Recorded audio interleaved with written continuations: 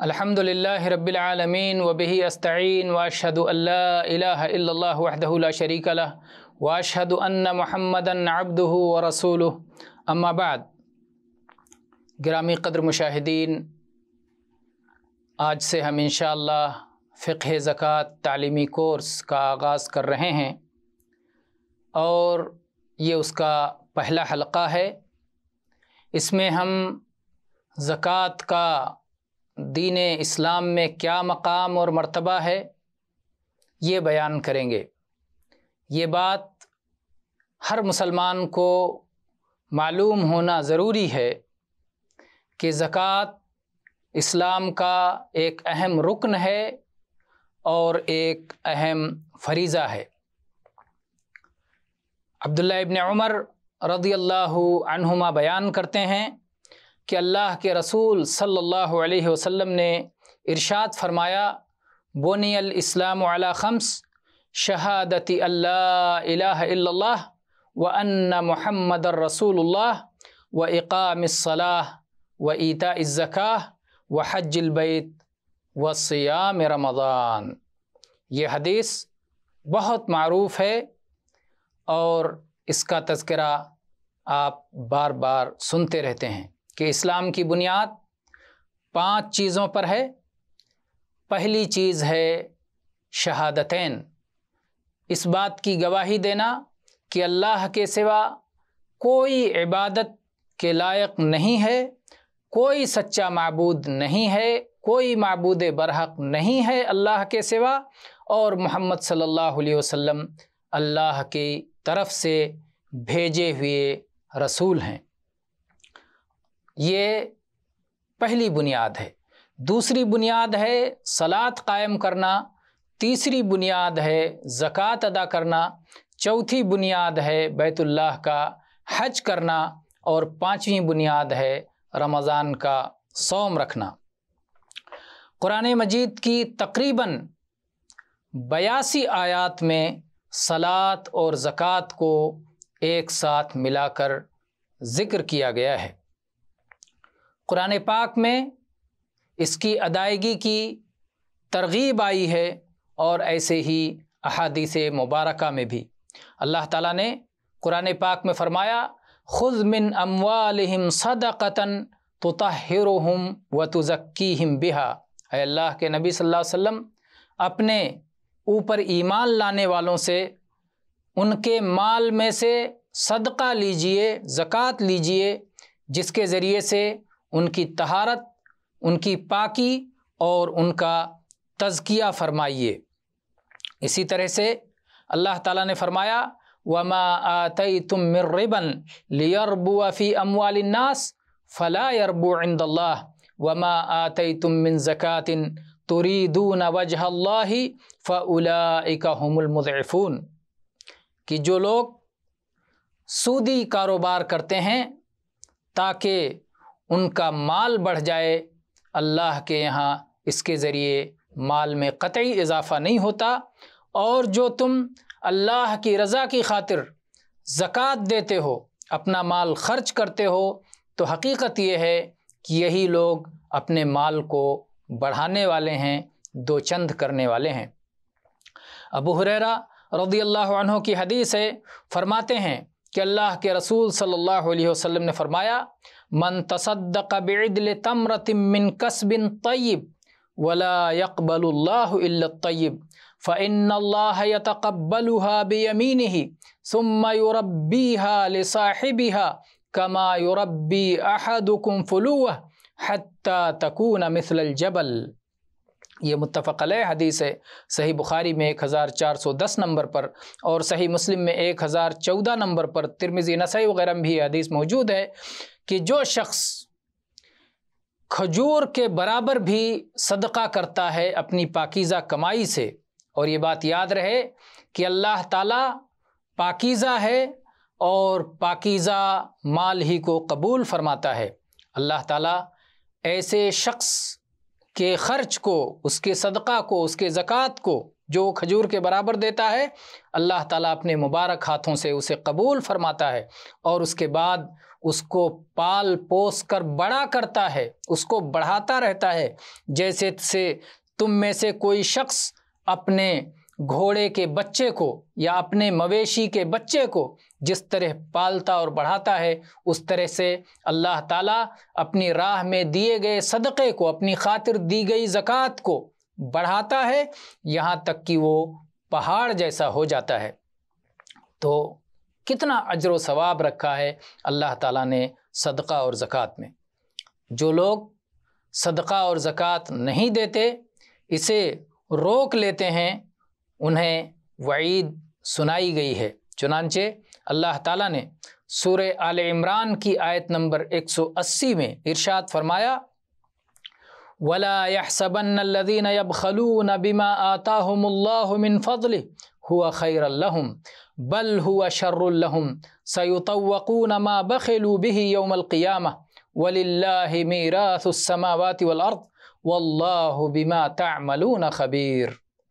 جو لوگ اس مال میں جو اللہ تعالیٰ نے انہیں اپنے فضل و کرم سے عطا فرمایا ہے بخیلے سے کام لیتے ہیں، وہ اسے اپنے حق میں خیر نہ سمجھیں بلکہ یہ ان کے حق میں مصیبت ہے، شر ہے، آفت ہے۔ جو کچھ انہوں نے بخل کیا ہے قیامت کے دن اس بخل کیے ہوئے مال کا طوق بنا کر ان کی گردنوں میں لٹکا دیا جائے گا۔ آسمانوں زمین کی میراث اللہ ہی کے لیے ہے اور اللہ تعالیٰ تمہارے تمام اعمال سے باخبر ہے۔ اس سلسلے میں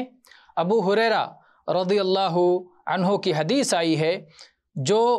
صحیح بخاری میں 1403 نمبر پر ہے، اور اسی طرح سے سنن نسائی وغیرہ میں بھی یہ حدیث موجود ہے کہ نبی صلی اللہ علیہ وسلم نے فرمایا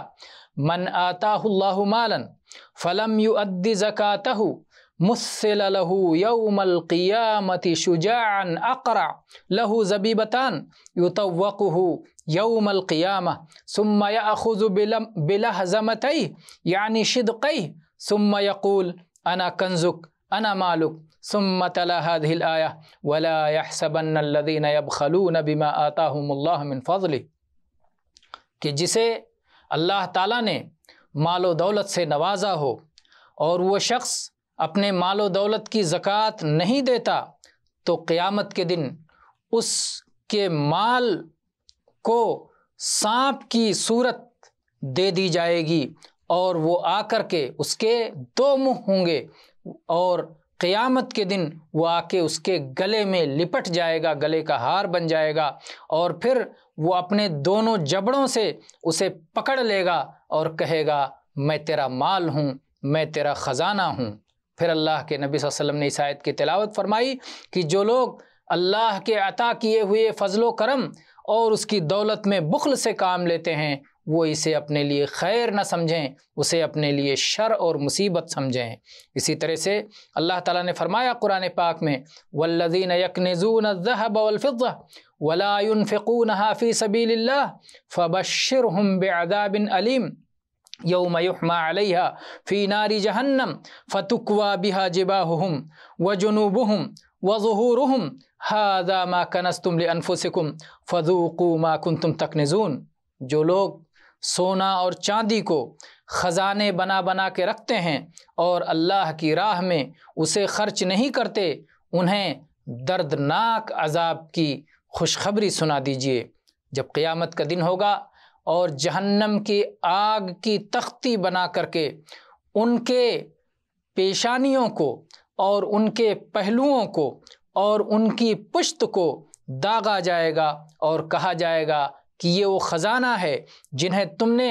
اپنے لیے بچا کے رکھا تھا، جو کچھ تم نے خزانہ بچا کے رکھا تھا، بخیلی سے کام لیا تھا، اللہ کی راہ میں خرچ نہیں کیا تھا، آج اس کا انجام چکھ لو۔ اسی طرح سے ابو ہریرہ رضی اللہ عنہ کی حدیث ہے، فرماتے ہیں کہ اللہ کے رسول صلی اللہ علیہ وسلم نے فرمایا ما من صاحب ذهب ولا فضة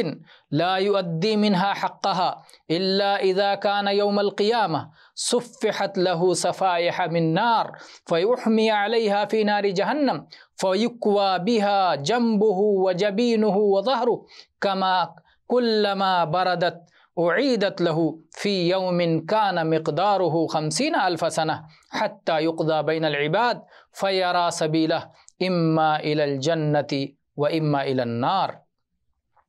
अबू हुरैरा रज़ियल्लाहु अन्हु कहते हैं कि अल्लाह के रसूल सल्लल्लाहु अलैहि वसल्लम ने फरमाया, जो लोग सोने के मालिक हैं या चांदी के मालिक हैं और उसका हक़ अदा नहीं करते,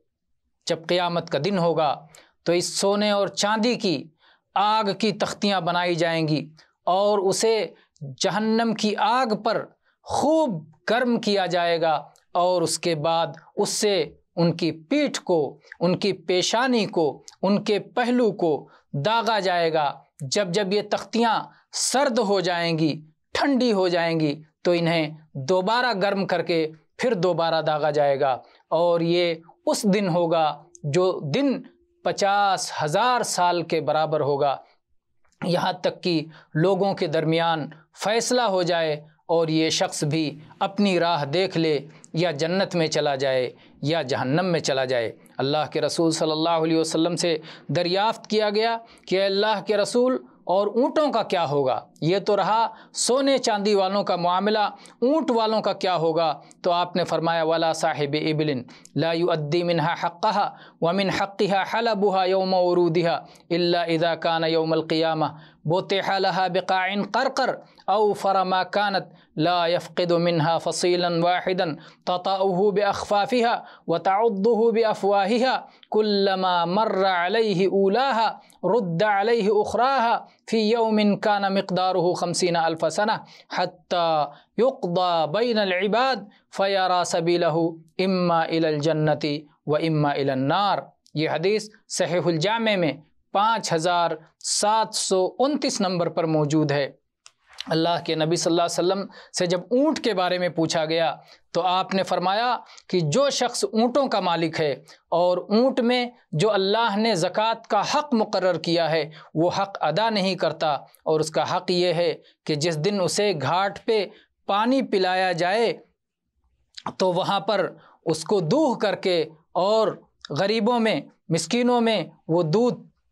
तक़सीम किया जाए, और जब वो शख्स हक़ नहीं अदा करता तो जब क़यामत का दिन होगा तो उसको एक हमवार ज़मीन पर लिटा दिया जाएगा, चिकनी ज़मीन पर लिटा दिया जाएगा, और ये जो ऊँट उसके होंगे एक बच्चा भी उसमें से गायब नहीं होगा। सब उससे ज़्यादा तनोमंद, उससे ज़्यादा सेहतमंद, उससे ज़्यादा मोटे तगड़े होकर के आएंगे और अपने खुरों से, अपने पाँव से उस शख्स को कुचलेंगे और अपने मुंह से उसे काट खाएंगे, उसे चबाएंगे। जब जब उसके ऊपर से एक गुज़र जाएगा तो फिर दूसरे को उसके ऊपर से दौड़ाया जाएगा। चलते हुए जब सारे के सारे ऊँट गुज़र जाएंगे, आखिरी ऊँट जब गुज़र जाएगा तो फिर पहले से शुरू किया जाएगा। ये उस दिन होगा जिस दिन की मिक़दार 50,000 साल के बराबर होगी। जो दिन, एक दिन दुनिया के, क़यामत का एक दिन दुनिया के 50,000 दिनों के बराबर होगा। और उसके बाद जब सारे बंदों का फ़ैसला हो जाएगा तो ये भी अपनी राह देख लेगा, या जन्नत में जाएगा या जहन्नम में जाएगा। तो मेरे भाइयों, ज़कात की अदम अदायगी किस कदर ख़तरनाक है और ज़कात ख़र्च करना किस कदर अपने अंदर फ़जीलत रखता है। इसलिए हमें अल्लाह का दिया हुआ माल अल्लाह की राह में देते हुए कभी भी तंग दिली से काम नहीं लेना चाहिए, बल्कि पूरी खुशदिली के साथ अल्लाह का दिया हुआ माल अल्लाह की राह में ख़र्च करना एक मुसलमान के शायान शान है। वल्लाहु ताला आलम, वल्हम्दुलिल्लाहि रब्बिल आलमीन, व सल्लल्लाहु अला नबीना वसल्लम।